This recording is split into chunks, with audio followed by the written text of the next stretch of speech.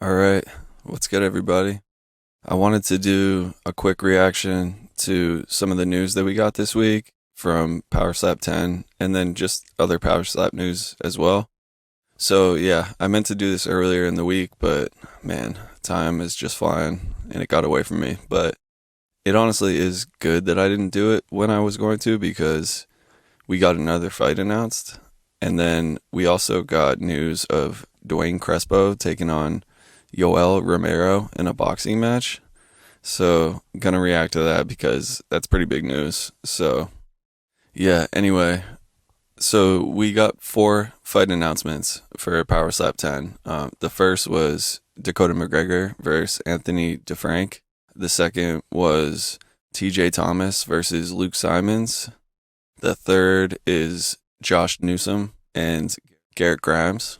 And then the last one, last but not least, is the middleweight title fight between Isaiah Quinones and Brandon Bordeaux. So, yeah, big news this week. Those are all great fights, and we're going to talk a little bit about them. This isn't a breakdown, just so you know. This is just a reaction. Just going to react quickly to each. And yeah, with that said, let's get into it. So, yeah, the first fight that we got is the Dakota McGregor versus Anthony Defrank fight. So this is a dope fight, man. This is gonna be a banger. And what a spot for Defrank here. I mean, you want to talk about so he lost his last fight against Josh, who was supposed to fight on Power Slap 9, but obviously that fight fell through.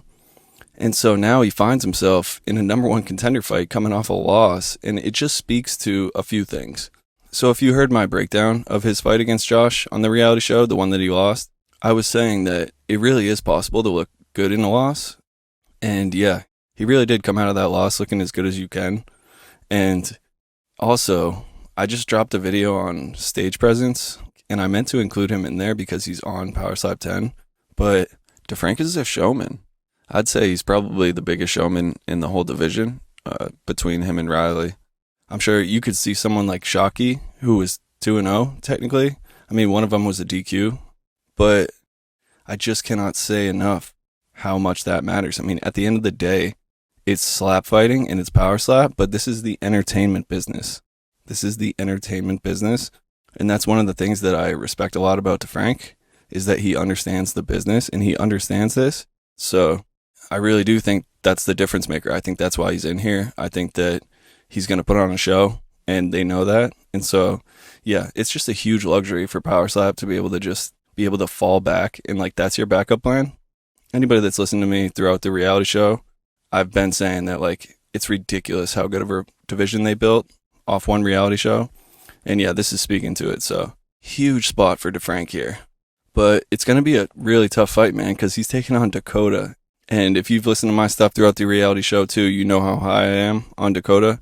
I think that kid is the next big thing, and he's got a lot of hype on him right now. But DeFrank, if he's able to find a win here, the sky's the limit for him. So super happy for both guys. Dakota's fight fell through on 9, and he's trying to get that title shot. So he gets an opportunity on 10 to be able to do what he does. And so, yeah, this is a great fight. And also, I just found out that I didn't even know this, but I guess Dakota's got a nickname now. I think it's the Maritime Menace, and yeah, that's pretty fire. I still think I think his name should have been Hammer Time, but that's just me. I could literally already picture it, like when you're introducing, you just like pointing to your wrist, like you know what time it is.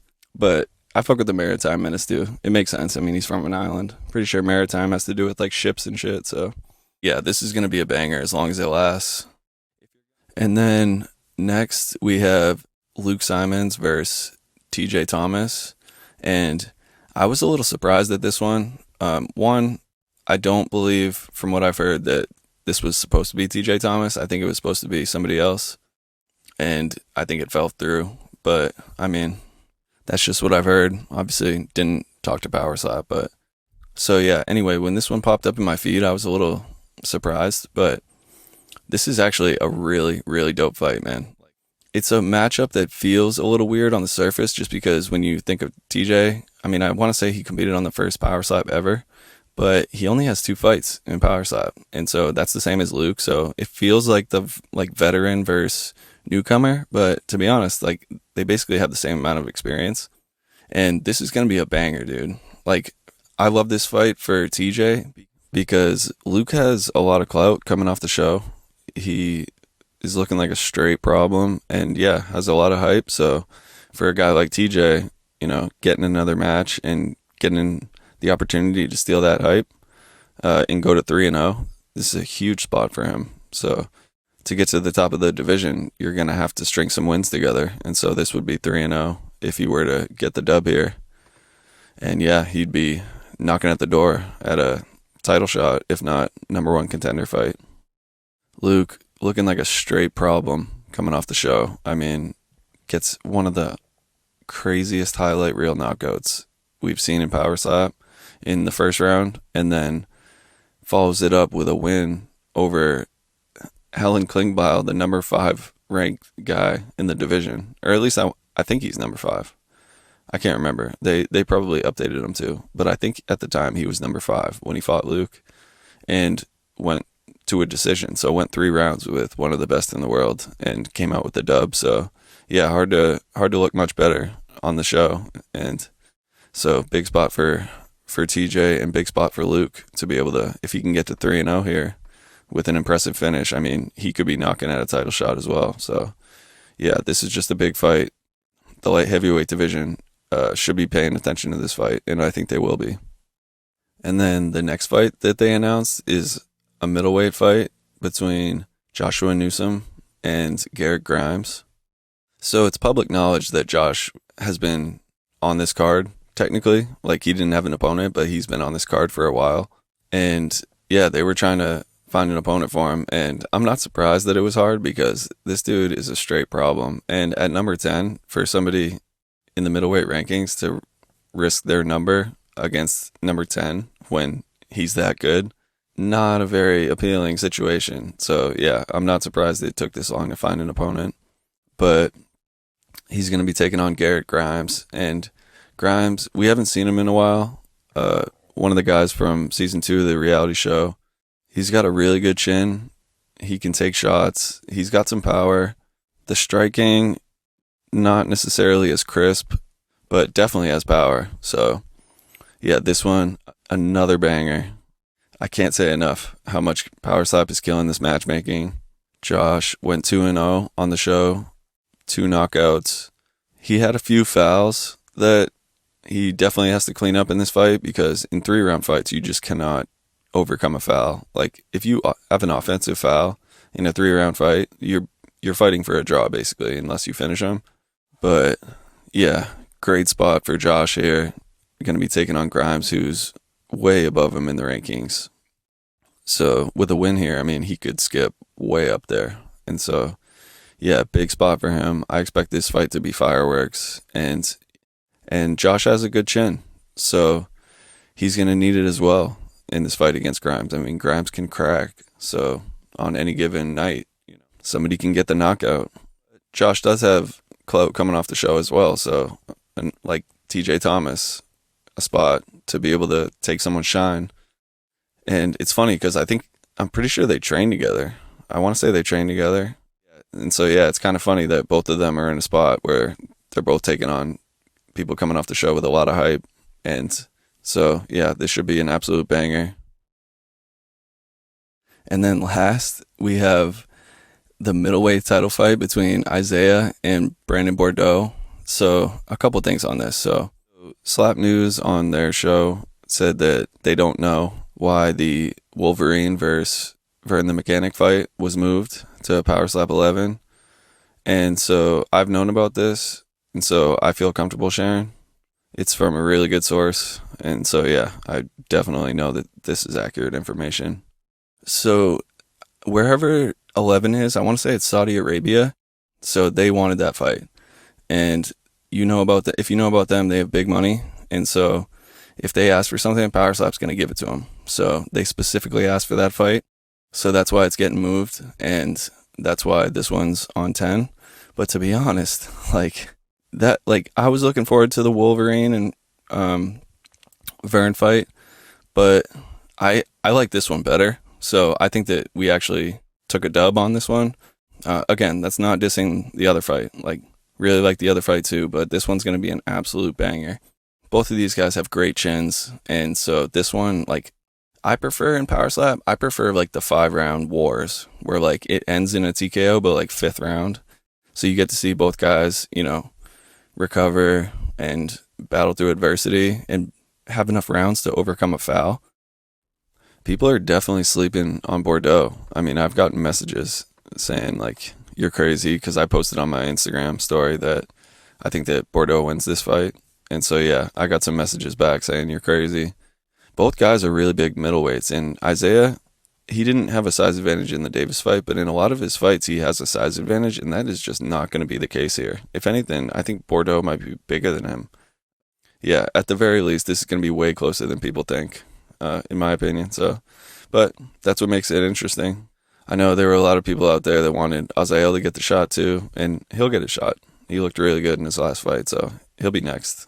And Isaiah, the champ, looked absolutely incredible against Davis. I actually called that he was going to knock Davis out, and so he's got big power. So Bordeaux's chin's going to have to hold up. So yeah, this is going to be a crazy fight. I'm really looking forward to this one. Again, kudos to Power Slap. They continue to rip this. They continue to rip this card. And then lastly, so I opened up Instagram and I saw a poster. Where it was Crespo versus Romero. And like, at first, I didn't even believe it, to be honest. Like, it just was so random. I was like, Duane Crespo versus Yoel Romero? What the fuck? And then I want to say I saw Mike Perry's name on there, so I'm not sure if it's his like organization or what.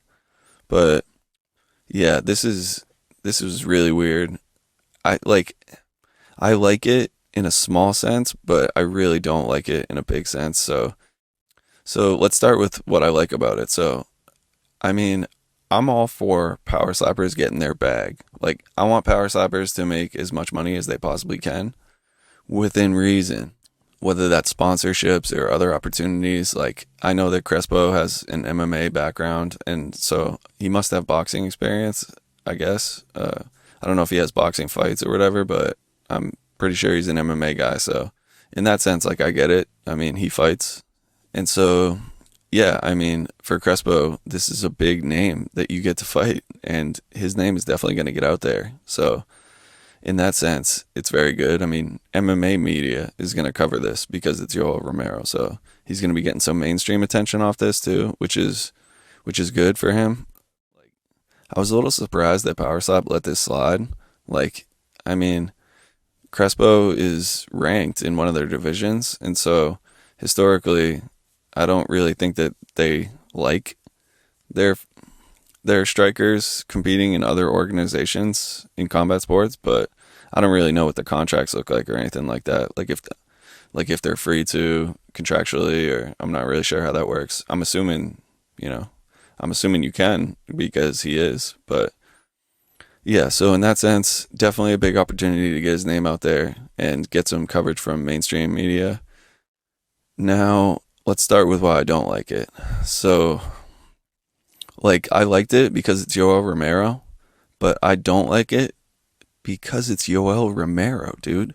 Like, Yoel fucking Romero, Soldier of God Romero. Like, this dude is a fucking absolute nightmare.